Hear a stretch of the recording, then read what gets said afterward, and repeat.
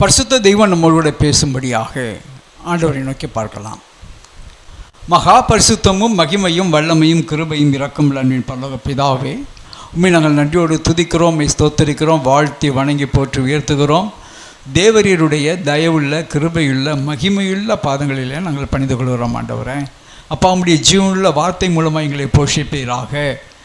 நன்றி சொல்லுகிறோம். எங்கள் ஒவ்வொருவருக்கும் தேவையான வார்த்தை இந்த வேளையில் எங்களுக்கு ஆண்டவரே கடந்து வர வேண்டுமா ஜெபிக்கிறோம். பரிசுத்த ஆவியானவர் இருதயங்கள் எல்லாம் நீங்கள் ஆயத்தப்படுத்துங்க. நாங்கள் கேட்கிற வார்த்தைகள் எங்களுக்குள்ளாக 100 மடங்காய் பலந்தர கிருபை தருவீராக. நீங்கள் பேசுங்கப்பா, நாங்கள் கேட்குறோம். மையப்படுங்க, ஆசீர்வதித்து கொடுங்க.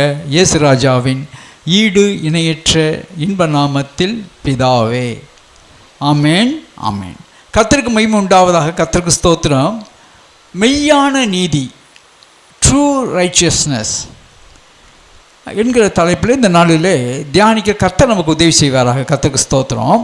எபேசியருக்கு எழுதின நிருபம் 4ஆம் அதிகாரம் 22, 23, 24 வசனங்களை நாம் வாசிக்க கேட்போம். அந்தபடி முந்தின நடக்கைக்குரிய மோசம் போக்கும் இச்சைகளாலே கெட்டு போகிற பழைய மனுஷனை நீங்கள் களைந்து போட்டு உங்கள் உள்ளத்திலே புதிதான ஆவியுள்ளவர்களாகி மெய்யான நீதியிலும் பரிசுத்தத்திலும் தேவனுடைய சாயலாக சிருஷ்டிக்கப்பட்ட புதிய மனுஷனை தரித்து கொள்ளுங்கள்.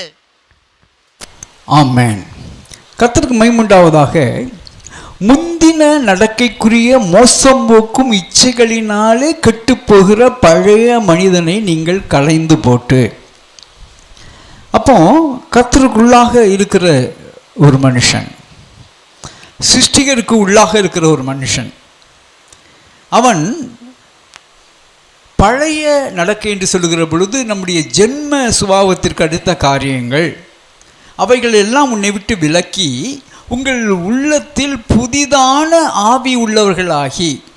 அப்போ இந்த முன்பு இருந்ததான நிலை இல்லை, இப்போது புதிய ஆவி என்று சொல்லுகிற பொழுது புதிய எண்ணங்கள், புதிய நோக்கங்கள்.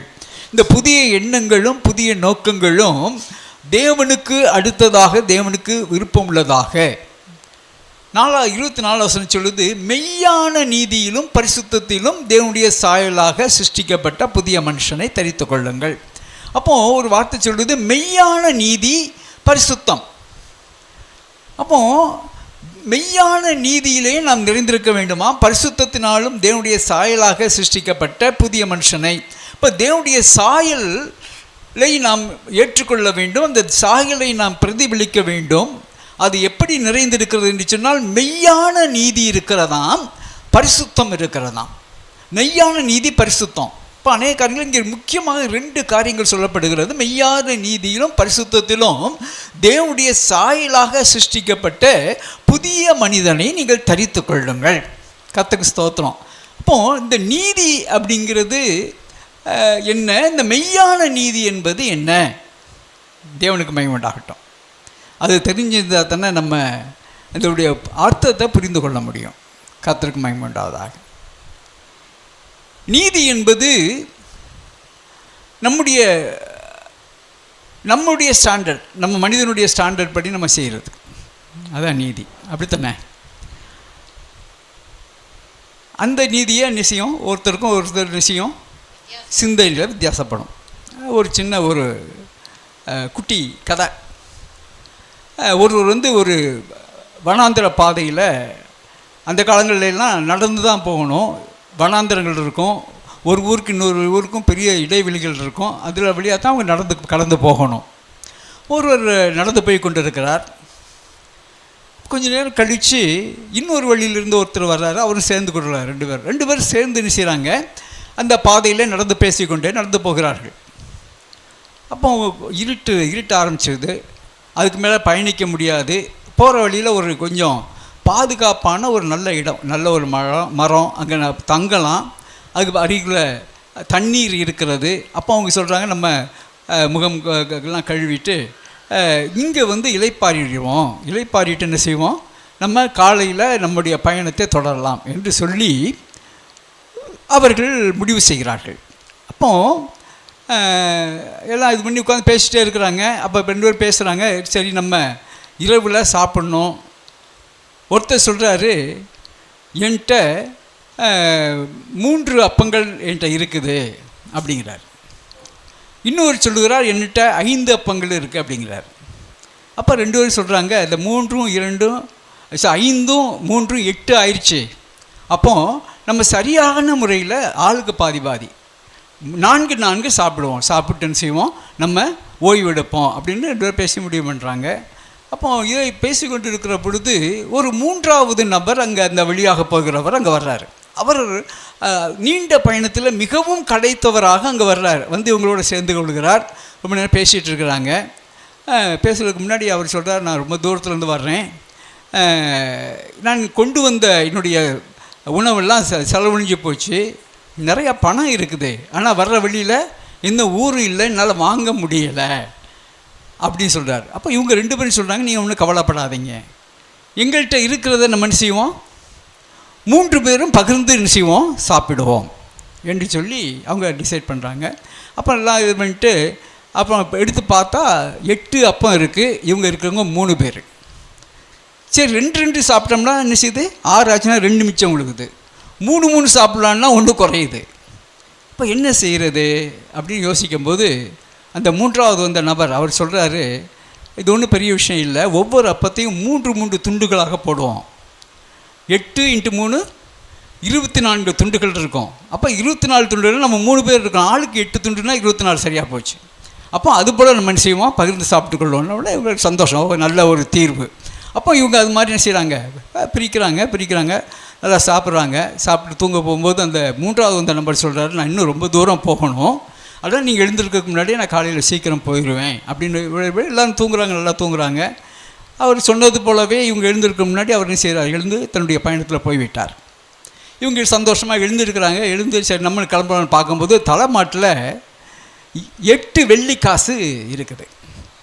அந்த 3வது நபர் என்ன செஞ்சார், ஒரு நன்றி கடனோட 8 வெள்ளி காசுகளை அங்கே என்ன செஞ்சார், வச்சுட்டு போயிட்டார். இதுவரை என்ன இல்லை அவங்களுக்கு, இந்த 2 பேரும் பயணத்தில் என்ன இல்லை, எந்த பிரச்சனை இல்லை. வாழ்க்கையில் பிரச்சனை வர்றது எதனால தான், ஆமாம் 8 வெள்ளி காசு. அப்போ இந்த 3 அப்பம் கொண்டு வந்து சொல்கிறார், நம்ம என்ன செய்யும், ஆளுக்கு 4 நாள் சாப்பிடணும்னு முடிவு பண்ணோம், அதனால் இந்த 8 காசு இருக்கு, ஆளுக்கு 4 நாள் எடுத்துக்குவோம் அப்படின்னாரு. இந்த 5 அப்பம் கொடுத்தவர் சொன்னார், இல்லை நான் 5 அப்பம் கொடுத்தேன், நீங்கள் 3 அப்பம் தான் கொடுத்தீங்க, அப்போ நான் 5 காசு நான் எடுத்துக்கிறேன், 3 காசு நீங்கள் எடுத்துக்கங்க. அப்போ இப்படியே இவங்க பேசிகிட்டே போய்கிட்டே இருக்கிறாங்க. ஒரு தீர்வு வரலை. இல்லை எனக்கு 5 தான் வேணுங்கிறார், இல்லை எனக்கு 4 வேணும் அப்படிங்கிறார். இப்போ இது மாதிரி பேசிகிட்டே போய்கிட்டே இருக்கிறாங்க, ஒரு தீர்வு வரலை. இப்போ இந்த நேரத்தில் உங்கள்கிட்ட கேட்டால் நீங்கள் என்ன தீர்வு சொல்வீங்க? ஒவ்வொருத்தட்டே கேட்போமே. நம்ம வக்கீல் பிரதர் இருக்கார், 3 5 சரி. காவல்துறை இருக்கார், 5 3 சரி. வேறு எங்கேயா இருக்கா? டீச்சர் இருக்கிறாங்க, 5 5 3. வேறு யாரும், வேறு ஏதாவது மாற்று கருத்து இருக்கா யாருக்கும்? 4 4. Very good. இப்போது இது மாதிரி ஒரு இப்போ இதுதான் ஏற்கனவே பிரச்சனை அவங்களுக்கு. அதுதான் 5 3 4 4 இதெல்லாம் பேசிகிட்டே போகிறாங்க, தீர்வு இல்லையே. அப்போது என்ன பண்ணுறாங்க, ஒரு முடிவுக்கு வர்றாங்க. சரி அடுத்து வர்ற ஊரில் ஒரு நியாயாதிபதி இருப்பார், அவர்கிட்ட போய் சொல்லுவோம், ஒரு முடிவு பண்ணிட்டாங்க, அவர் என்ன சொல்கிறாரோ அதை நம்ம ஏற்றுக்கொள்வோம், ரைட்டா, இந்த பிரச்சனையே வேண்டாம், ரைட்டு. போனாங்க, ஒரு நியாயாதிபதிகிட்ட போனாங்க, எல்லாவற்றையும் அவர்கிட்ட சொன்னாங்க. அவர்கிட்ட அவர் ரொம்ப பொறுமையாக கேட்டார். கேட்டுட்டு அவர், நான் தீர்ப்பு சொல்கிறேன், நீங்கள் அதை ஏற்றுக்கொள்ளணும். சரிங்க. இந்த 3 அப்பம் கொண்டு வந்ததற்கு 1 வெள்ளி காசும் 5 அப்பம் கொண்டு வந்ததற்கு 7 வெள்ளி காசும் கொடுங்கன்னார். இவனுக்கு தூக்கி வாரி போடுச்சு, பேசாமல் கொடுத்த 3ஐயாவது வாங்கிட்டு வந்துட்டாங்கள. பிரச்சனைன்னு வந்தால் இவர் என்னடா ஏற்கனவே வேணால் முடிவு பண்ணிட்டாங்க, அவர் சொன்னதை நம்ம கேட்டுக்கணும் அப்படின்ட்டு அவர் சொல்லிட்டார். அவருக்கு 1 காசு கொடுங்க, இவருக்கு 7 காசு கொடுங்க. சரிங்கயான்ட்டாங்க. வேணாம் மீறி ஏதாவது சொல்ல முடியாது, நீதிபதி சொல்லிட்டார். ஒரே ஒரு கேள்வியா, இது எப்படி நீங்கள் இது மாதிரி சொல்கிறீங்க, எங்களை சரியாக பண்ணலையான்னாராம். அந்த நீதிபதி சொன்னாராம், நீ எத்தனை அப்பம் கொண்டு வந்த? 3. அதை எத்தனை துண்டாக போட்டீங்க? 3 அப்பத்தை எத்தனை துண்டாக போடலாம்? 9 துண்டு. நீ எத்தனை சாப்பிட்ட? 3 அப்பம் கொடுத்தவன் பார்த்து கேட்குற, நீ எத்தனை சாப்பிட்ட? 8 சாப்பிட, மிச்சம் எத்தனை இருந்துச்சு? 1. அவர் எத்தனை கொண்டு வந்தார்? 5. எத்தனை துண்டு போட்டாச்சு? 15. எத்தனை சாப்பிட்டாரு? 8. மிச்சம் எத்தனை இருக்கு? 7. அப்போ அவருக்கு கொடுத்த 8ல் இவர் 7 துண்டு கொடுத்துருக்காரு, நீ 1 துண்டு கொடுத்துருக்க. அப்போ அந்த 7 காசு அவருக்கு கூட, 1 காசு அவர்கிட்ட கூட. அல்லேலூயா, அல்லேலூயா. இந்த உலகத்து நீதியே நமக்கு சரியா தெரியலையே. ஆமென், ஆமென். இந்த உலகத்து நீதியே நமக்கு சரியா தெரியலையே, தேவ நீதி எப்படி தெரியும்? ஆமென் சொல்லுவோமா? கர்த்தர் நான் மையப்படுவ, கர்த்தருக்கு ஸ்தோத்திரம். இன்னைக்கு செய்தி என்ன என்று சொன்னால், தேவ நீதி என்ன, தேவ நீதி என்ன, கர்த்தர் நான் மையப்படுவதாக. கர்த்தருக்கு ஸ்தோத்திரம். அங்கே நம்ம பார்க்கிறோம், இந்த தேவ நீதியை குறித்து அதிகமாக வேதம் சொல்லுகிறது. ரோமர்கள் நிருபம் 14ஆம் அதிகாரம் 17ஆம் வசனம். தேவனுடைய ராஜ்யம் புசிப்பும் குடிப்பும் அல்ல, அது நீதியும் சமாதானமும் பரிசுத்த ஆவியினால் உண்டாகும் சந்தோஷமாய் இருக்கிறது. அது நீதியும் சமாதானமும் பரிசுத்த ஆவியினால் உண்டாகும் சந்தோஷமாய் இருக்கிறது. கர்த்தருக்கு ஸ்தோத்திரம். அப்போ தேவனுடைய ராஜ்யத்தை குறித்து அங்கே முதல்ல நம்ம 2 காரியம் பார்த்தோம். அங்கே நீதியும் பரிசுத்தத்தையும் குறித்து பேசியது. இங்கே ஒரு வார்த்தையை பார்க்குறோம், தேவனுடைய ராஜ்யம் புசிப்பும் குடிப்பும் அல்ல, அது நீதி சமாதானம் பரிசுத்த ஆவியினாலே உண்டாகிற சந்தோஷம். தேவன் நம்ம அப்போ இதை அங்கே நீதியையும் அங்கே வலியுறுத்துகிறார். நல்லா கவனிங்க. அப்படின்னு சொன்னால் இதில் என்ன அர்த்தம்? தேவ நீதி இல்லாமல், தேவ நீதி உங்கள்கிட்ட இல்லாமல் உங்களுக்கு சமாதானமும் இல்லை, பரிசுத்த ஆவியினால் வர்ற சந்தோஷமும் இல்லை. ஆமென் தானே? தேவ நீதி இல்லாமல் உங்களுக்கு பரிசுத்தமும் இல்லை. ஆமென், கர்த்தருக்கு ஸ்தோத்திரம். அப்போ தேவ நீதியை தான் நம்ம இன்னைக்கு தியானிக்கிறோம். அடுத்து வாசிக்கலாம், மத்தேயு 6ஆம் அதிகாரம் 33ஆம் வசனம். முதலாவது தேவனுடைய ராஜ்யத்தையும் அவருடைய நீதியையும் தேடுங்கள், அப்பொழுது இவைகளெல்லாம் உங்களுக்கு கூட கொடுக்கப்படும். முதலாவது தேவனுடைய ராஜ்யத்தையும் அவருடைய நீதியையும் தேடுங்கள், அப்பொழுது இவைகள் எல்லாம் உங்களுக்கு கூட கொடுக்கப்படும். ஆமென். இந்த உலகத்தில் உள்ள உங்களுக்கு எல்லா நன்மைகளும் கொடுக்கப்படும் எப்பொழுது நீங்கள் தேவனுடைய நீதியை தேடுவீர்களானால். ஆமென். தேவனுடைய நீதியை நீங்கள் தேடுவீர்கள்னா உங்களுக்கு எல்லாமே கிடைக்கும், எல்லாமே கொடுக்கப்படும். கர்த்தருடைய நாமம் மகிமைப்படுவதாக. கர்த்தருக்கு ஸ்தோத்திரம். அப்போ முதலாவது ஒரு காரியத்தை நம்ம தெரிந்து கொள்ள வேண்டும், நம்மில் யாரும் நீதிமான் அல்ல. ஆமென் சொல்லுவோமா? முதல்ல நம்ம ஒத்துக்கொள்ள வேண்டியது என்னது? நம்மில் யாரும் நீதிமான் அல்ல. யோபு 15ஆம் அதிகாரம் 14ஆம் வசனம்.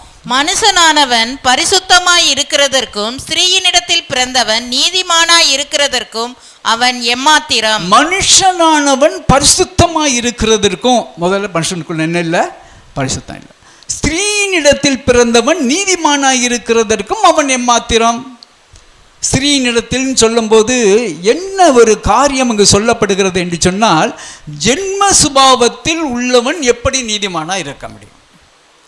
ஆமென், ஆமென். இந்த ஸ்திரீன்னு சொன்னது யாரை குறிக்கிறது? நம்ம ஆதி தாய், அப்படித்தானே? ஏவாளை குறிக்கிறது. அப்போ ஜென்ம சுபாவத்திலே பிறந்த நீ எப்படி நீதிமானாக இருக்க முடியும்? இருக்க முடியாது.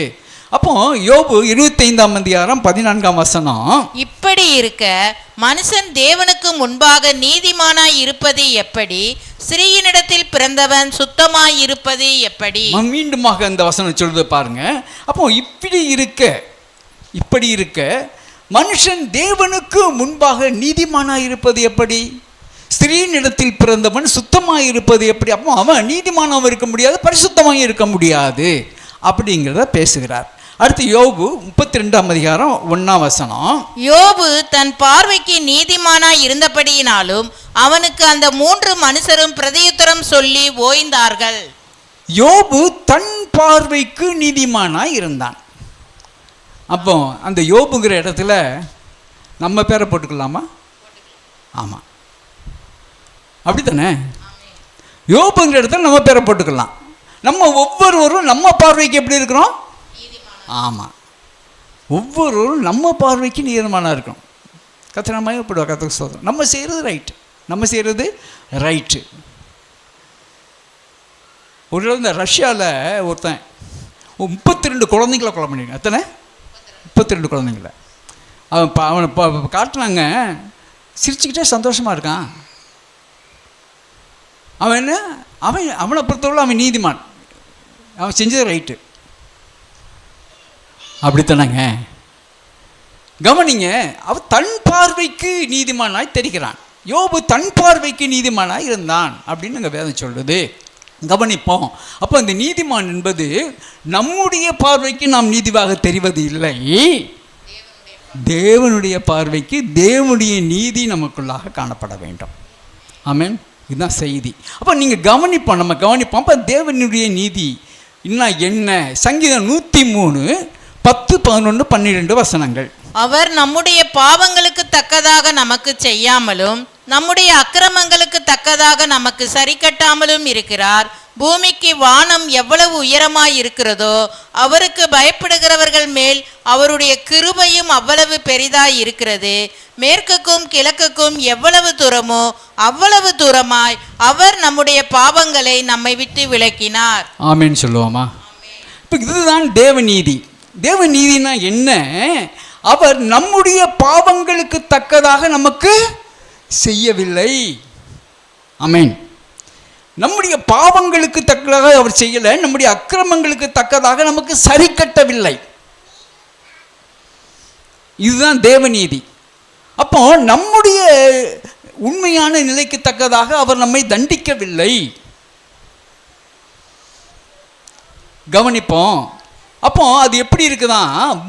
பூமிக்கு வானம் எவ்வளவு உயரமாக இருக்கிறதோ அவருக்கு பயப்படுகிறவர்கள் மேல் அவருடைய கிருபையும் அவ்வளவு பெரிதாக இருக்கிறது.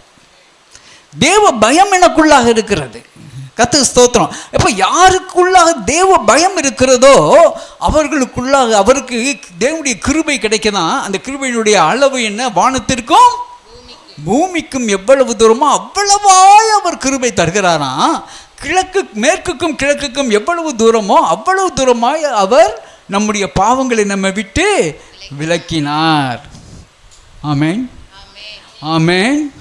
அப்போ இதுதான் தேவநீதி, இதுதான் தேவநீதி. அவர் என்னை மன்னித்தார், அவர் என் மீது அன்பு கூர்ந்தார், அவர் என் மீது அன்பு கூறுகிறார், அவர் என்னை மன்னிக்கிறார்.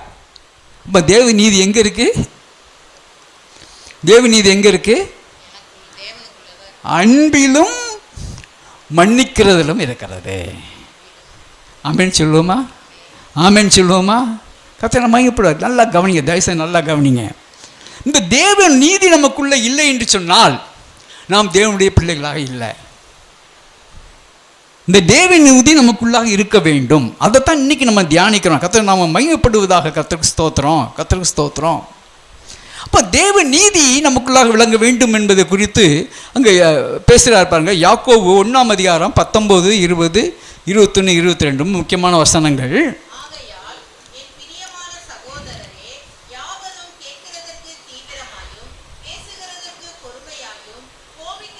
ஆன் பண்ணியிருக்கீங்களான்னு பார்த்துங்க மைக்க. சரி.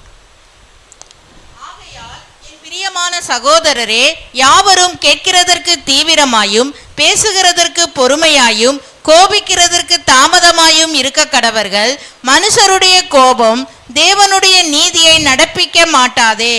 ஆகையால் நீங்கள் எல்லாவித அழுக்கையும் கொடிய துர்க்குணத்தையும் ஒழித்துவிட்டு உங்கள் உள்ளத்தில் நாட்டப்பட்டதாயும் உங்கள் ஆத்துமாக்களை ரட்சிக்க வல்லமையுள்ளதாயும் இருக்கிற வசனத்தை சாந்தமாய் ஏற்றுக்கொள்ளுங்கள். அல்லாமலும் நீங்கள் உங்களை வஞ்சியாதபடிக்கு திருவசனத்தை கேட்கிறவர்களாய் மாத்திரமல்ல அதன்படி செய்கிறவர்களாயும் இருங்கள். ஆமென், ஆமென். இப்போ கவனிங்க, இந்த மனுஷன் எப்படிப்பட்டவன் இருக்கான்? சுயநீதி ஒன்று. ரெண்டாவது, நம்ம ஒரு தப்பை செய்யும்போது நம்மளை மன்னிச்சு விட்டுறணும். அப்படித்தானே? அதே இதை இன்னொருத்தர் செய்யும்போது நம்ம மன்னிக்க முடியல, ஆண்டவரோட மன்னிக்கக்கூடாது. அவன் காலை கையை முடிச்சு போடுங்க ஆண்டவரை. புரியுதா? புரியுதா புரியலையா? கவனிங்க. அப்போ நம்ம ஒரு மூர்க்கத்தனமாக ஆகிடுவோம் உடனே. ரொம்ப நம்மளால தான் உலகமே நடக்கிற மாதிரி ஒரு மூர்க்கத்தனமான ஒரு சிந்தனை, பேச்சு, செயல் ஒரு மூர்க்கத்தனமா எங்க என்ன செய்வோம், நம்ம ஒரு ஜட்ஜ்மெண்ட் சீட்டில் போய் உட்காந்துருவோம். ஜட்ஜ்மெண்ட் சீட்டில் உள்ளவர் மன்னிச்சிட்டாரு.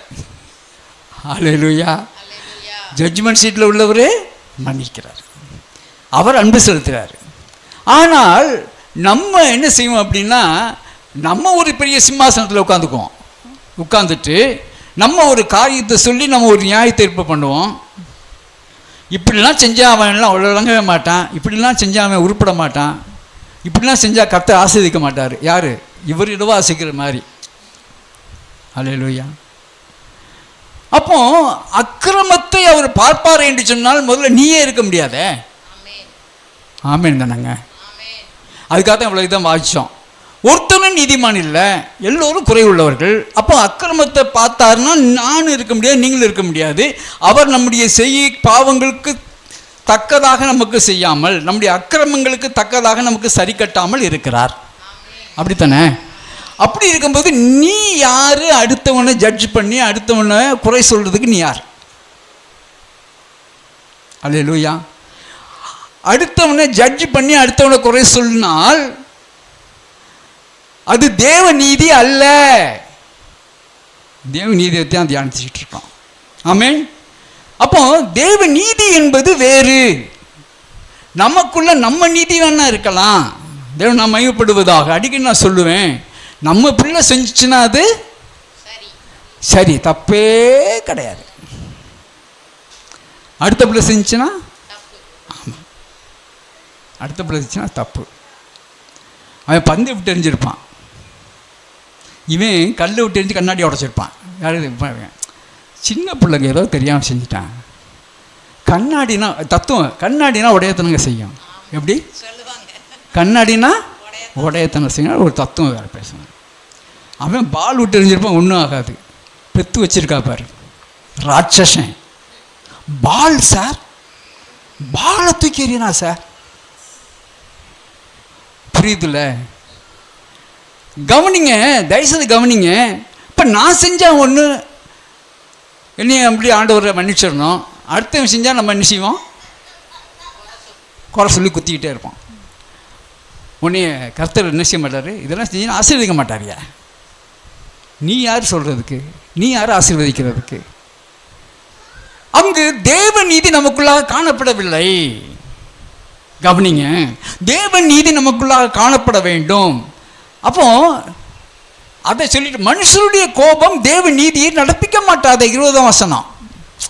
நான் கோபப்படுறது ரைட்டு தாங்க, அவன் என்ன அப்படி செய்யறான், ஆண்டவர் வசனம் எப்படி சொல்லுது? ஐயா, உன் கோபம் தேவனுடைய நீதி என்ன செய்யாது, நடப்பிக்காது. நீ உன் வேலையை மட்டும் பார்த்துட்டு. அல்லேலூயா. நீ ஏதாவது பேசி உனக்கு நீ தீமையை வரவழைச்சிக்கிறாத. ஆமென். நீ ஏதாவது தேவையில்லாமல் பேசி உனக்கு நீ செய்யாத, ட்ராப்பில் போய் விழுந்துடாத. கவனிங்க. ஆகையால் மனுஷனுடைய கோபம் தேவனுடைய நீதியை நடப்பிக்காது. ஆகையால் நீங்கள் எல்லாவித அழுக்கையும் கொடிய துர்க்கணத்தையும் ஒழித்துவிட்டு உங்கள் உள்ளத்தில் நாட்டப்பட்டதாயும் உங்கள் ஆத்துமாக்களை ரட்சிக்க வல்லமையும் உள்ளதாக இருக்கிற வசனத்தை சாந்தமாய் ஏற்றுக்கொள்ளுங்கள். உன்னுடைய ஆத்துமா தேவனுடைய வார்த்தைக்கு தக்க எப்படி இருக்குங்கிறத நீ முதல்ல நிதானிச்சு பார்ப்பான்னு அர்த்தம். ஆமென் சொல்லுவோமா? ஆமென். நீ முதல் நிதானிச்சு பாரு, அடுத்தால் நீங்கள் அர்ப்பணம். அல்லாமலும் நீங்கள் உங்களை வஞ்சியாதபடிக்கு திருவசனத்தை கேட்கிறவர்களாய் மாத்திரமல்ல, அதன்படி செய்கிறவர்களாயும் இருங்கள். அப்போ தேவனுடைய நீதியை குறித்து நம்ம தியானித்து கொண்டு இருக்கிறோம். தேவனுடைய நீதி என்பது எதினாலே அந்த நீதி செலுத்தப்படுகிறது என்று சொன்னால், அன்பின் நிமித்தமும் மன்னிக்கிறது நிமித்தமும் அந்த நீதி செய்யப்படுகிறது. ஆமென். அப்போ அவர் என்னுடைய பாவங்களை அக்கிரமங்களை மன்னித்ததினாலே, என்னுடைய தண்டனையிலிருந்து என்னை தப்புவித்ததினாலே, அந்த அன்பின் நிமித்தமாக இதை செய்கிறாரே, அந்த அன்பினாலே தேவனுடைய நீதி விளங்குகிறது. கர்த்தருக்கு ஸ்தோத்திரம். இப்போ நமக்குள்ள என்ன விளங்கணும்? ஒருவரை வெறுக்கிறதற்கு காரண காரியங்களை கண்டுபிடிக்கிறது. நம்மளால் விட்டோம்னா பிஹெச்டியே வாங்கிடுவாங்க, டாக்டரேட்டாக வாங்கிடுவான். எப்படி? டாக்டரேட்டை வாங்கிடுவான். கவனிங்க. அப்போ நல்லா கவனிப்போம். அந்த ஆராய்ச்சி நம்ம வாழ்க்கை பூரா இந்த ஆராய்ச்சியில் தான் மேக்ஸிமம் போயிடுச்சு. எப்படி, யார் என்ன செய்கிறா, யார் என்ன தப்பு செய்கிறா, அதை பற்றியே பேசியே போயிடும். கவனிங்க. இப்போ அந்த தேவனுடைய நீதி அது எப்படி விளங்கியது அப்படிங்கிறத நம்ம பார்க்குறோம். எபிரேயர் 11ஆம் அதிகாரம் 4ஆம் வசனம். 4 வாசிங்க. விசுவாசத்தினாலே ஆபேல் காயினுடைய பலியிலும் மேன்மையான பலியை தேவனுக்கு செலுத்தினான். அதனாலே அவன் நீதிமான் என்று சாட்சி பெற்றான். அவனுடைய காணிக்கைகளை குறித்து தேவனே சாட்சி கொடுத்தார். அவன் மரித்தும் இன்னும் பேசுகிறான். ஆமென். இப்போ நீதிமான் என்று பெயர் பெற்ற ஒரு மனிதன் யாரு? ஆபேல். அவன் என்ன செய்தானா, விசுவாசத்தினால மேலான பலியை செலுத்தினான். விசுவாசத்தினால. அப்போனா இதனுடைய அர்த்தம் என்னன்னா, நாம் எதை செய்தாலும் தேவனுடைய வார்த்தைக்கு தக்கதாக, தேவனுடைய வார்த்தையின்படியாக நாம் செய்யணும். அதுதான் விசுவாசத்தோடு செய்கிறது. புரிஞ்சுச்சா? நானா ஒன்று செஞ்சிட்டு அது சரின்னு சாதிக்கிறது இல்லை. எது இப்படி இருக்கணும்? தேவனுடைய வார்த்தையின்படியாக இருக்க வேண்டும், தேவனுடைய செய்கையின்படியாக இருக்க வேண்டும். அப்போ ஆதாமுக்கும் ஏவாளுக்கும் அங்கே தனித்தனியாக பலி செலுத்தப்பட்டு தோளுடைய உடுத்தினார் ஆண்டவர். அப்போ அதை அறிந்த ஆபேல் தன் மந்தையில் தலையிட்டு செய்ய போய் பலி செலுத்துகிறாங்க. ரத்தம் சித்தப்படுகிறது. கவனிங்க. தி ஆல்டர்னேட் ரிலிஜியன் அப்படின்னு என்ன அர்த்தம்? ஆண்டவர் என்னை தண்டிக்கிறதுக்கு பதிலாக எனக்கு பதிலாக ஒரு ஸ்கேப் கோட், எனக்கு பதிலாக இன்னொரு ஆல்டர்னேட் கொடுத்துருக்கிறார். என்னது? பலி. அப்படி தானே? அவன் அந்த ஆல்டர்னேட்டுக்கு இன்னொரு ஆல்டர்னேட் போனான். எப்படி? ஆல்டர்னேட்டுக்கு இன்னொரு ஆல்டர்னேட். அது என்னது? காய்கறி. அல்லேலூயா. தேங்காய், வாழைப்பழம். அப்போ இது மாதிரி காய்கறிகள் ரத்தம் சிந்துதல் இல்லாமல் பாவ மன்னிப்பு இல்லை. அப்போ அவன் ஆல்டர்னேட் ஆண்டவர் கொடுத்ததுக்கு ஒரு ஆல்டர்னேட் போயிட்டான். இது எங்கே உண்டாச்சு? ஆரம்பத்திலே உண்டாயிடுச்சுங்க, புதுசு இல்லை. சாத்தானுடைய தந்திரம், பழைய பாம்பாகிய வலு சர்ப்பம், அவன் ஆதியிலிருந்தே இதைத்தான் செஞ்சுக்கிட்டு இருக்கான். அல்லேலூயா. என்னது? தேவனுடைய வார்த்தைக்கு ஒரு மாற்றை கொண்டு மனிதனை நம்ப வைக்கிறது. புரிஞ்சுங்க இல்லையா சொல்லுங்க? தேவனுடைய வார்த்தைக்கு ஒரு மாற்றை கொண்டு வருகிறது. அப்போ இங்கே விசுவாசத்தினாலே அவன் என்ன செய்தான்? மேலான பலியை என்ன செய்தான்? அவன் செலுத்தினான். அந்த விசுவாசம் என்ன? ரத்தம் சிந்துதல் இல்லாமல் பாவ மன்னிப்பு இல்லை. அங்கே அந்த பலியாக ரத்தம் சிந்த மேலான பலி. அப்போ முதலாவது நம்ம என்ன தியானிக்கிறோம்?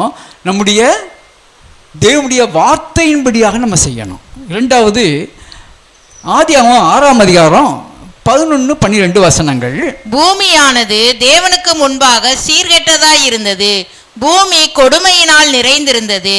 தேவன் பூமியை பார்த்தார், இதோ அது சீர்கெட்டதாய் இருந்தது, மாம்சமான யாவரும் பூமியின் மேல் தங்கள் வழியை கெடுத்து கொண்டு இருந்தார்கள். மாமிசமான யாவரும் பூமியின் மீது தங்கள் வழியை கெடுத்து கொண்டிருந்தார்கள். ஒருத்தன் உருப்படி இல்லை. கர்த்தர் மகிமைப்படுவா. கர்த்தருக்கு ஸ்தோத்திரம். கவனிங்க. அப்போ எல்லா மனிதர்களும் என்ன செய்தாங்க? தீமையான வழியில் போய்கொண்டு இருக்கிறார்கள். அப்போ அதில் ஒரு நம்பிக்கை. ஆதியாகமம் 6ஆம் அதிகாரம் 8-9 வசனம். நோவாவுக்கோ கர்த்தருடைய கண்களில் கிருபை கிடைத்தது. நோவாவின் வம்ச வரலாறு. நோவா தன் காலத்தில் இருந்தவர்களுக்குள்ளே நீதிமானும் உத்தமனுமாயிருந்தான். நோவா தேவனோடே சஞ்சரித்து கொண்டிருந்தான். ஆமென் சொல்லுவோமா? ஆமென். நோவா தேவனோடு கூட சஞ்சரித்து கொண்டிருந்தான். அவன் அந்த இருந்த ஜனங்களுக்குள்ள உலகம் எல்லாம் போச்சு. ஆனால் இவன் எப்படி இருந்தானா? நோவான் அவன் நீதிமானும் உத்தமனுமாய் இருந்தான். ஆமென். இங்கே என்ன நீதி இருந்துச்சு?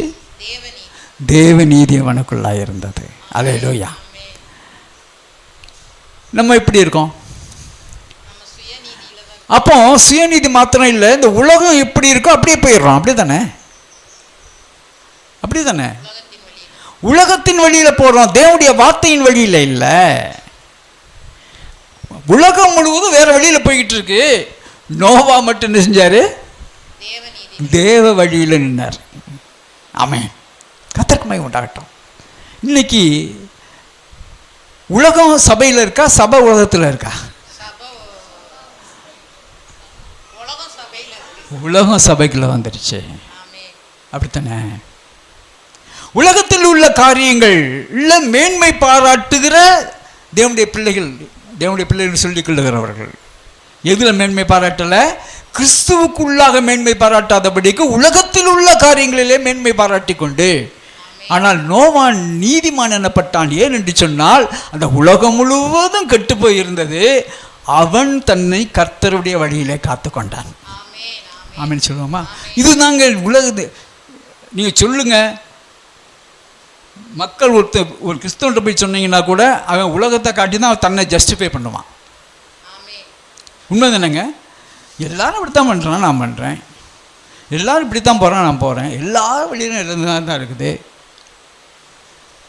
ஆனால் உலகம் முழுவதும் கெட்டு கிடந்தாலும் நோவா மட்டும் கர்த்தருடைய வழியில் இருந்தான். ஆமென். ஆகினாலே நீதிமான் எனப்பட்டான். கர்த்தரை நாம் மையப்படுவோம். அதுதான் தேவ நீதி. கர்த்தருக்கு ஸ்தோத்திரம். அடுத்து நம்ம வாசிக்கலாம் யாக்கோபு 2ஆம் அதிகாரம் 21, 22, 23 வசனங்கள். நம்முடைய பிதாவாகிய ஆபிரகாம் தன் குமாரன் ஈசாக்கை பலிபீடத்தின் மேல் செலுத்தின போது கிரியைகளினாலே அல்லவோ நீதிமான் ஆக்கப்பட்டான்.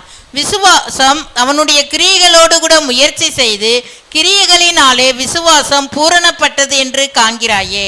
அப்படியே ஆபிரகாம் தேவனை விசுவாசித்தான், அது அவனுக்கு நீதியாக எண்ணப்பட்டது என்கிற வேத வாக்கியம் நிறைவேறிற்று. அவன் தேவனுடைய சிநேகிதன் எண்ணப்பட்டான். அவன் தேவனுடைய சிநேகிதன் எண்ணப்பட்டான்.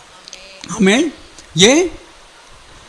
அவனுடைய விசுவாசத்தை தேவன் அவனுக்கு நீதியாக எண்ணினார். அவனை நீதிமான்னு சொல்லிட்டார் ஆண்டவர். அல்லேலூயா. அவனை நீதிமான் என்று சொன்னார். அவனுடைய விசுவாசம் கர்த்தர் நாம் மையப்படுவா. அந்த விசுவாசம் என்ன செய்ததாம்? அவனுடைய விசுவாசம் அவனுடைய கிரியைகளோட கூட முயற்சி செய்து கிரியைகளினாலே விசுவாசம் பூரணப்பட்டது என்று காண்கிறாயே. அப்போ தேவனுடைய ராஜ்யம் எங்க இல்லை? பேச்சிலே அல்ல, பலத்திலே இருக்கிறது. அல்லேலூயா. கர்த்தருக்கு ஸ்தோத்திரம். அப்போ அவன் விசுவாசத்தை பற்றி பேசிக்கொண்டு மாத்திரம் இருக்கவில்லை.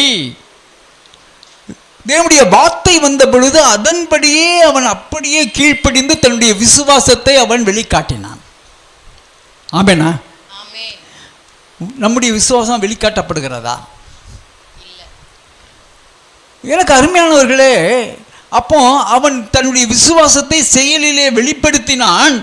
ஆகையினாலே கர்த்தர் அவனை நீதிமான் சொல்லிட்டார். ஆமெனா? ஆமென். அப்போ அந்த விசுவாசம் என்பது என்னுடைய இருதயத்தின் அளவில் இல்லை, என்னுடைய பேச்சின் அளவில் இல்லை, என்னுடைய வாழ்க்கையில் அது நடைமுறைப்படுத்தப்பட்ட ஒரு விசுவாசம். ஆமென் சொல்லுவோமா? ஆமென். நடைமுறைப்படுத்தப்பட்ட விசுவாசம். கதை நம்ம அப்போ நம்முடைய வாழ்க்கையில் நடைமுறைப்படுத்தப்பட்ட விசுவாசம் இருக்குன்னு சொன்னால் அவன் விசுவாசித்தான், அதை அவனுக்கு என்ன செய்தார்? நீதியாக அவர் எண்ணினார். தேவன் நம்ம மையப்படுவார். கர்த்தருக்கு ஸ்தோத்திரம். அடுத்து 2 பேதுரு 2ஆம் அதிகாரம் 7, 8 வசனங்கள். அக்கிரமக்காரருக்குள் வாசமாயிருக்கையில் அவர்களுடைய காம விகார நடக்கையால் வருத்தப்பட்டு நாள்தோறும் அவர்களுடைய அக்கிரம கிரியைகளை கண்டு கேட்டு நீதியுள்ள தன்னுடைய இருதயத்தில் வாதிக்கப்பட்ட நீதிமானாகிய லோத்தை அவர் ரட்சித்திருக்க கர்த்தர் தேவபக்தி உள்ளவர்களை சோதனையினின்று ரட்சிக்கவும் அக்கிரமக்காரரை ஆக்கினைக்குள்ளானவர்களாக நியாயத்தீர்ப்பு நாளுக்கு வைக்கவும் அறிந்திருக்கிறார். ஆமென். ஒரு எச்சரிக்கையை நம்ம பெறணும். என்னது? கர்த்தர் தேவபக்தி உள்ளவர்களை சோதனையினின்று ரட்சிக்கவும். அப்போ நம்மளை காக்கிறதுக்கு அவர் ரெடியாக இருக்கார். அக்கிரமக்காரரை ஆக்கினை தீர்ப்புக்கு உள்ளாக்க நியாய தீர்ப்பு நாளுக்கு வைக்கவும் அறிந்திருக்கிறார். நியாய தீர்ப்பு நாளில் ஒரு நியாயம் தீர்ப்பாரு. நீ யார் இப்போ நியாயம் தீர்க்கிறதுக்கு? அல்லேலூயா. அப்போ தேவ நீதி என்பது என்ன? நீதி செய்கிற நீதிபரராகிய தேவன் அவர் நீதி செலுத்தும்படி நீங்க அவற்றை விட்டுறணும்.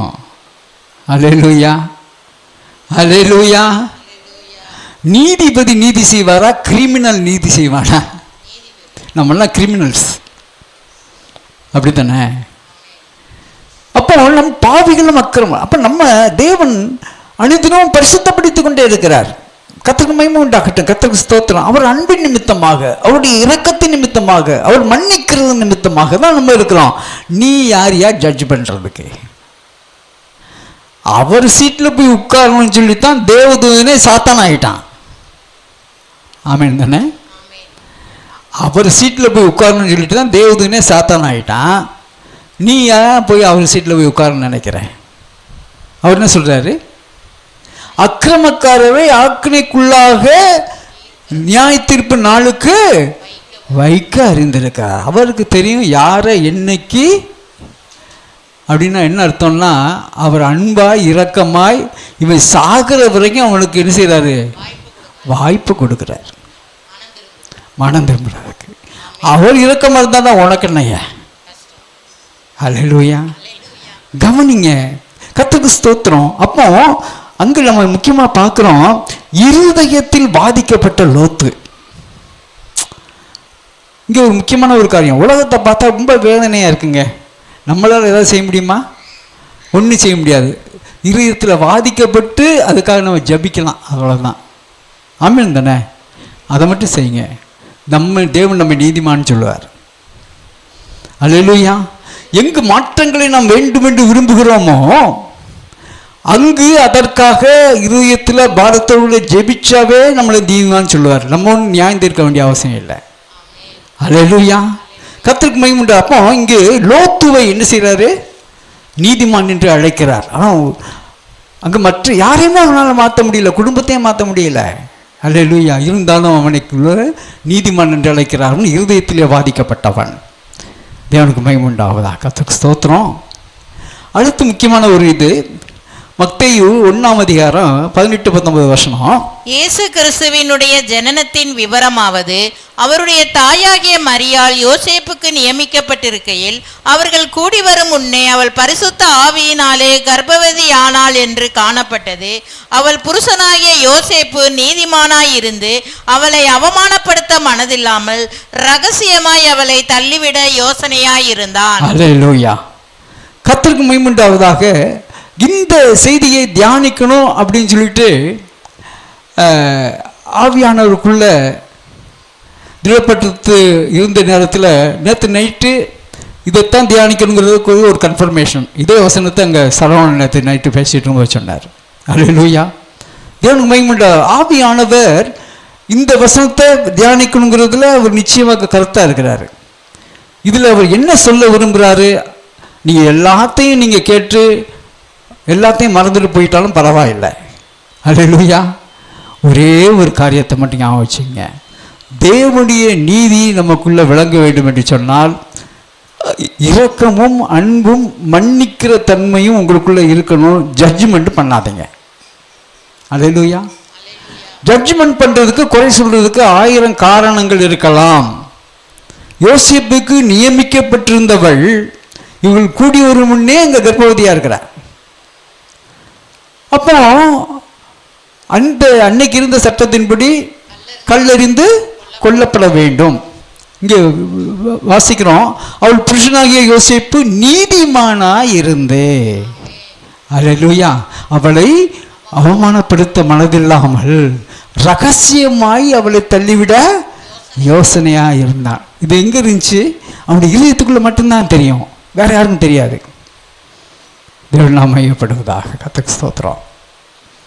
கவனிங்க, எனக்கு அருமையானவர்களே, அவன் நேரடியாக பாதிக்கப்பட்டிருக்கிறான். அப்படித்தானே? அந்த சூழ்நிலையில் நேரடியாக பாதிக்கப்பட்டவன். அவனுக்கு எல்லா ரைட்ஸும் இருக்கு. ஆனால் அவன் தன்னுடைய இருதயத்தில் அதை வச்சுட்டு அதை யாருக்குமே சொல்லாமல் ரகசியமாக அதிலிருந்து அவன் விடுவின்னு ஆகணும்னு சொன்னால் அவனை வேதம் சொல்லுகிறது அவனை நீதிமான் என்று வேதம் சொல்லுகிறது. அல்லேலூயா. நம்ம கல் எரிஞ்சாதான் நீதிமான் நம்ம நினச்சிட்டு இருக்கோம். ஆமீன் ஆமீன் இல்லையாங்க? இவன் என்ன பண்ணிட்டான் இல்லையா? கல் எறியணுயா, அதுதான் நம்ம நீதின்னு நினச்சிட்டு இருக்கிறோம். ஆனால் இங்கே யோசேப்பு ரகசியமாய், அடுத்த ஆளுக்கு தெரியாது. ஆமென். பிறருடைய குறைகளை கண்டு அடுத்த ஆளுக்கு தெரியாமல் நீங்கள் இருக்கிறீங்களா? உங்களுக்காக ஜெபிச்சுட்டு இல்லாட்டா டமாரம் அடிக்கிறோமா? 24 hours பேசினாவே அடுத்த ஆளை குறிச்சே பேசும், குறைய பற்றியே பேசிகிட்டே இருந்தோம்னா கவனிங்க, நியாய தீர்ப்புக்கு நம்ம தப்பிக்க முடியாது. நீங்கள் குறை சொன்னவங்க ஒருவேளை மனம் திரும்பிட்டு பழமாக போயிடுவாங்க. அல்லேலூயா. இந்த குறை காண்பது என்பது பிசாசினுடைய குணம். இன்னைக்கு மெசேஜ் தான். குறை சொல்வது, குறை காண்பது, குறையை பற்றியே பேசுவது பிசாசினுடைய குணம். பிசாசினுடைய குணம். தேவனுடைய சமூகத்திலே தன்னுடைய தேவனுடைய பிள்ளைகளுக்கு எதிராக குற்றம் சுமத்துகிறவனாகிய பிசாசுன்னு வேதம் சொல்லுது. அப்படிதானே? அல்லேலூயா. பிறருடைய குறையை பேசுவீர்கள் என்று சொன்னால் நீங்கள் தேவனுடைய பிள்ளைகள் அல்ல. நன்மை பேசுவதற்கு உங்களுக்கு இருதயம் இருந்துச்சுன்னா நன்மையை பேசுங்க. அல்லேலூயா. அல்லேலூயா. ஒவ்வொருத்தரையும் நிச்சயமாக நன்மை இருக்குமே. எங்குங்க நம்ம தேவன்கிட்ட கிடைச்ச நன்மைக்கே என்ன செய்ய மாட்டோம், நன்றி சொல்ல மாட்டோம். அப்புறம் இப்படி பண்ணி தான் நல்லா இருக்குமே, இப்படி கொடுத்துருந்தா நல்லா இருக்குமே அப்படின்னு சொல்லிட்டு இருப்போம். நம்ம எங்க மனுஷரை அப்ரிஷியேட் பண்ணுறது? நம்முடைய குணங்கள் மாற வேண்டும். அப்போதான் அந்த தெய்வீக தன்மை நமக்குள்ள இருந்து வெளிப்படும். நம்ம இப்படி கர்த்தருக்கு ஸ்தோத்திரம். அவங்க பார்க்குறோம், கையும் கடவுமாக பிடித்து கொண்டு வரப்பட்ட அந்த ஸ்திரியை கல்லறி இருக்கு, எல்லாம் கையில் கல் வச்சுக்கிட்டு நிற்கிறான். அங்கே சுற்றி யார் நிற்கிறா? சுற்றி யார் நிற்கிறா? நீங்களும் நானும் தான், வேற யாரு? நம்ம முதல்ல கையிலே கல்லை வச்சுட்டே திரிகிறோம். ஆமென். அல்லேலூயா. நம்ம சொல்றது என்ன? மோசே சொல்லி இருக்கிறாரு, இப்படிப்பட்ட ஆளு கல்ல இருந்து கொள்ள வேண்டும் நீ, அப்போ அதனால நான் கல்லை வச்சுட்டு நிற்கிறேன். ஆமென். கர்த்தர் நம்ம எப்படி அந்த இடத்துல ஆண்டவர் சொன்னாரு, நான் உண்மையில குற்றம் சுமத்தலை, நீ என்ன செய்ய, இனிமேல் பாவம் செய்யாதே போ.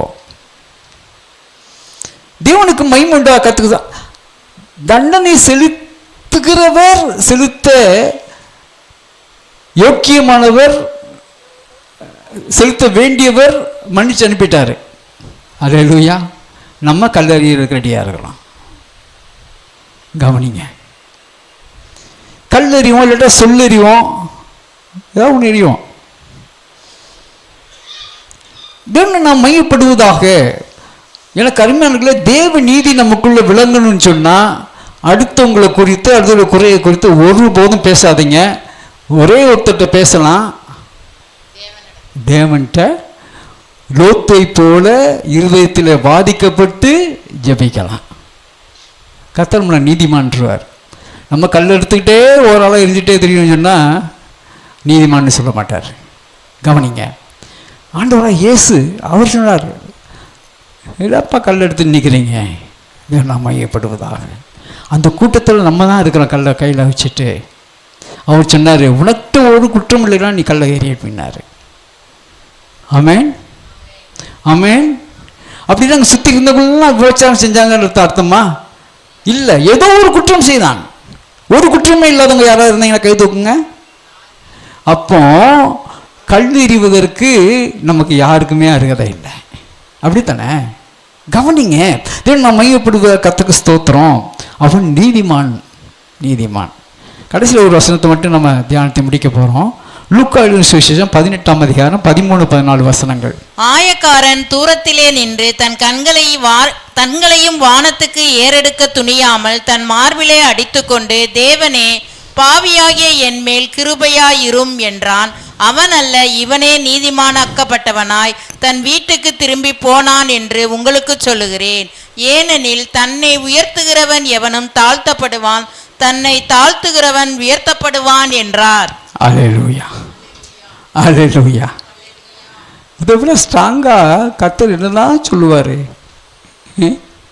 கவனிங்க, இவன் வரும்போது பாவிதான் இல்லை, அதுக்கப்புறம் அவன் நீதிமானாக இருக்கிறதுக்கு அங்கே ஏதாவது செஞ்சானா? ஒன்றும் செய்யலை. திருடன் இங்கே தொங்கும்போது பாவி தான். அவன் பரலோகம் போகிறதுக்கு ஏதாவது செஞ்சானா? அல்லேலூயா, செய்யலை. தேவன் அவனை மன்னித்தார், அவனுடைய பாவத்தை மன்னி. அந்த அன்பின் நிமித்தமாக தேவனுடைய இரக்கத்தை அவன் கண்டு கொண்டதுனால, தேவனை அவன் அறிந்து கொண்டதுனால அவனை என்ன செஞ்சிட்டாரு? மன்னித்து பரலோகத்தை கொண்டு போயிட்டார். இங்கே பார்க்குற ஒரு ஆயக்காரன் எந்த நன்மையை செய்யலாம், அங்கே தான் முட்டிக்கால் போட்டுட்டு இருக்கான். சொன்னால், பாவியாகி என்மேல் இரக்கமாயிரும் ஆண்டவரே, என்னுடைய இரக்கமாயிரும். இவன் நீதிமானாக்கப்பட்டவனாக வீட்டுக்கு போகிறான். அல்லேலூயா, இவன் நீதிமானாக்கப்பட்டவனா வீட்டுக்கு போகிறான். இன்னொருத்தன் என்ன சொன்னா? அவனை மாதிரி நான் இல்லாண்டவரே. இந்த செய்தி நமக்கு தெரியும்ல. அவனை மாதிரி இல்லை, நான் உபவாசிக்கிறேன், நான் ஜெபிக்கிறேன், நான் தசமம் கொடுக்குறேன். அந்த யாருக்காம் பாருங்க, அவனை மாதிரிலாம் நான் மோசமானவன் இல்லாண்டவரே. ஆண்டவர் சொல்றாரு, இவன் அல்ல அவன் அல்ல இவனே நீதிமான், அவன் அல்ல இவனே நீதிமானாக்கப்பட்டவனா தன் வீட்டுக்கு திரும்பி போனான் என்று உங்களுக்கு சொல்லுகிறேன். ஏனெனில் தன்னை உயர்த்துகிறவன் எவனும் தாழ்த்தப்படுவான், தன்னை தாழ்த்துகிறவன் எவனும். ஆமென். அப்போ இங்கு தேவ நீதி விளங்க வேண்டும் என்று சொன்னால், அந்த பரிசேயனை போல பிறற்ற குற்றம் கண்டுபிடித்து கொண்டு நிற்கிறவனா இல்லாம, என்னை பார்த்து ஆண்டவரே பாவியான என்மேல் இரக்கமாக இருன்னு சொன்னால் நான் நீதிமானா இருப்பேன். நம்ம என்ன நினைக்கிறோம்? ஒரு பெரிய பூத கண்ணாடி வச்சு அடுத்தவங்களை ஆராய்ந்து பார்த்து குற்றம் குறைகளை கண்டுபிடித்து ஊர் பூரா சொல்லி, கவனிங்க, எப்போ பேசினாலும் அதையே பேசி, எப்போ சொன்னாலும் அதையே சொல்லி, இதன் நிமித்தமாக நாம் நீதிமான்களாக இருக்கிறோம் என்பதை வெளிப்படுத்த விரும்புகிறோம். ஆண்டவர் சொல்லிட்டாரு, அல்லேலூயா, நீ எங்கேயோ இருக்கப்பா. அங்கே அவனுடைய பொசிஷன் என்ன? இவன் நேராக போயிட்டான், முன்னாடி நின்று ஆண்டவரில் போய் சொல்லிக்கிட்டு இருக்கான், ஆண்டவரே அவனை மாதிரிலாம் நான் இல்லை, அவன் அங்கே ரொம்ப தூரத்தில் இருக்கிறான். ஆண்டவர் சொன்னார், அவன் அல்ல அப்படின்னு இன்னுக்குள்ள இருக்கிறவனை பார்த்து சொல்கிறாரு, இவனே அப்படின்னு தூரத்தில் இருக்கிறவனை பார்த்து சொல்கிறாரு. இப்போ யாருக்கு ஆண்டவர் பக்கத்தில் இருக்கா? அல்லேலூயா, கிருபையா எனக்கு இறங்க ஆண்டவரே. அடுத்து கொண்டு குறை சொல்கிறவன் அவனு என்ன போட்டிருக்குது? அவனுக்கு குறித்து என்ன போட்டிருக்கு? தன்னைத்தான் உயர்த்துக்கிறான். நீ குறை சொல்லும் போது என்ன செய்கிற? நான் உன்னை மாதிரி நான் இல்லை, நான் உன்னையோட பெட்டர். அதனங்க அர்த்தம். கவனிங்க, அப்போ அவன் நீதிமானாக ஒருபோதும் ஆக போவதில்லை. தன்னை தாழ்த்துக்கிறவன் அவன் நீதிமான் என்று சொல்லி தேவனிடத்தில் என்ன செய்வான்? அழைக்கப்படுவான். வெளியில் நிறுத்துறாங்க, இந்த சுமல் ஏதோ வருது வெளியில். கவனிப்போம், தேவன் நாம் மகிமைப்படுவதாக. நல்லா கவனிங்க, தேவனுடைய நீதி நமக்குள்ள விளங்குகிறதா? அல்லேலூயா. நம்ம நீதி என்ன செய்யாது? நம்மளை ரட்சிக்காது, பரலோகத்தில் கொண்டு போய் சேர்க்காது. தேவ நீதி நம்மை பரலோகத்தில் போய் சேர்க்கும். அந்த அன்பை பிறகு அறிந்தவர்களாக, அந்த அன்பை உணர்ந்தவர்களாக நாம் அந்த அன்பை பிறர்கிட்ட செலுத்தினோம்னா, பிறர்கிட்ட அந்த அன்பை காண்பித்தோம்னு சொன்னால், அந்த அன்பின் நிமித்தமாக தேவன் நம்ம என்ன செய்வார்? அந்த அன்பு மன்னிக்கு ரெண்டு ஆழமாக இதயத்தில் பதிஞ்சு கொள்ளுங்க. இந்த அன்பு, அந்த மன்னிக்கிறது ரெண்டு இருந்துச்சுன்னா குறை சொல்ல மாட்டான். நம்ம பிள்ளையை குறை சொல்ல இல்லை, ஏன்? அன்பினால. அப்படி தானே? தேவனுக்கு மகிமை உண்டாகட்டும், கர்த்தருக்கு ஸ்தோத்திரம். கண்களை மூடி நம்ம ஆண்டவர்கிட்ட ஒப்பு கொடுப்போமா? பரிசுத்த ஆவியானவரை நீங்கள் எங்களோட பேசுனீங்கப்பா. எங்கள் நீதி ஒன்றுக்கும் லாயக்கில்லை ஆண்டவரே. எங்களுடைய கோபம் உங்கள் நீதியை நடப்பிக்க மாட்டாது. நாங்கள் கோபப்பட்டு வார்த்தைகளை பேசி அதனாலே எங்களை நாங்கள் நீதிமான்கள் என்று சொல்லி காண்பிக்க வேண்டிய அவசியம் இல்லை. அப்படி செய்வோம் என்று சொன்னால் நாங்கள் குற்றவாளிகளாக இருப்போம். நாம நிதானித்து பார்ப்போமா? அந்த அன்புள்ள உள்ளம், வயலில் வேலை செய்கிறவங்க வயல் எஜமான்ட்ட சொன்னாங்க, ஆண்டவரே நம்ம வயலில் கோதுமையைத்தானே விளைத்தோம், நிறைய களைகள் இருக்கிறதே, அந்த களைகளை பிடுங்கி போட நமக்கு சுத்தமா? நிலத்தினுடைய ஓனர் சொன்னார், வேண்டாம், கடைசி நாள் வரைக்கும் அதை விட்டுருங்க, நாம் மையப்படுவதாக. தீர்ப்பு செய்கிறவர், நியாயமாய் தீர்ப்பு செய்கிறவர், அவற்றை நீங்கள் விட்டுருவோம். நம்ம வேலையே இல்லை அது.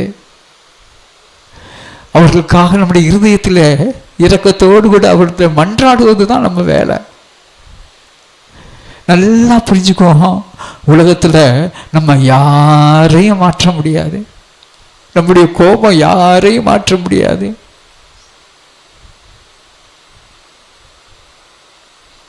ஆண்டவரே, எங்களை நிதானிக்க எங்களுக்கு உதவி செய்யுங்கப்பா. நீங்கள் எவ்வளவு எங்களை அன்பில் நேசிக்கிற தெய்வமாக இருக்கிறீங்க.